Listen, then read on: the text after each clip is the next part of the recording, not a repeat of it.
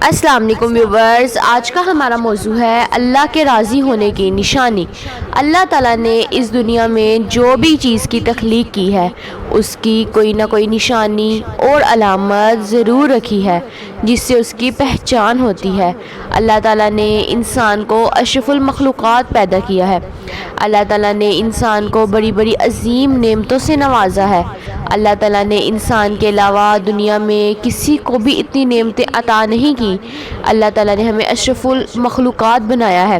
ہم اللہ کے تعالیٰ کی اشرف المخلوقات ہونے کے ناطے نیک کام کرتے ہیں، تو کبھی کبھی ہمارے ذہن میں یہ سوال پیدا ہوتا ہے کہ ہم اللہ کی عبادت کرتے ہیں، صدقہ و خیرات کرتے ہیں، روزے رکھتے ہیں، عمرہ و حج کرتے ہیں، نماز پڑھتے ہیں، کہ اللہ تعالیٰ ہم سے راضی ہوا ہے کہ نہیں؟ آئیے صحیح روایات اور احادیث کی روشنی میں ہم اللہ تعالیٰ کے راضی ہونے کی کچھ نشانیوں سے آپ کو آگاہ کرتے ہیں، جن کو پڑھ کر انسان مطمئن ہو سکتا ہے کہ اس کا رب اس انسان سے راضی ہے یا نہیں۔ اللہ تعالیٰ کی اطاعت میں لطف۔ ایک بار حضرت موسیٰ علیہ السلام نے اپنے رب کائنات کی بارگاہ میں عرض کی، یا رب مجھے ان نشانیوں سے آگاہ کر جس سے یہ معلوم ہو کہ تو اپنے بندے سے خوش ہے۔ اللہ تعالیٰ نے ارشاد فرمایا، ترجمہ: جب تم یہ پاؤ کہ میں اپنے بندے کو اپنی اطاعت اور بندگی کے لیے آمادہ کر رہا ہوں اور اس کو گناہ سے دور رکھ رہا ہوں، تو یہی میرے اس سے خوش اور راضی رہنے کی نشانی ہے۔ یعنی اللہ پاک کی کسی بندے سے راضی ہونے کی سب سے پہلی اور بڑی نشانی یہ ہے کہ بندے کو اللہ کی عبادت میں لطف آنا شروع ہو جاتا ہے، گناہوں سے نفرت ہو جاتی ہے۔ نمبر 2، بندے کا قضاء و قدر الہی پر راضی رہنا۔ حدیث مبارکہ میں ہے کہ اگر کوئی بندہ اپنے رب کی رضا پر خوش ہو، اللہ کے کیے ہوئے فیصلوں پر راضی ہو جائے، بندہ خوشی اور غم کے موقع پر کسی بھی قسم کی شکایات اپنی زبان پر نہ لائے، یہ سب اس بات کی دلیل ہے کہ اللہ تعالیٰ اپنے اس بندے پر خوش ہے۔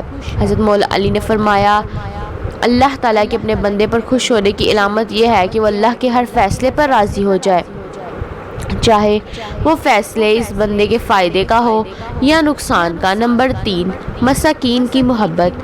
ایک روایت میں ہے کہ ایک بار کلیم اللہ حضرت موسیٰ علیہ السلام نے اپنے خدا کی بارگاہ میں عرض کیا، اے میرے پروردگار، اپنے بندے سے تیرے خوش رہنے کی نشانی کیا ہے؟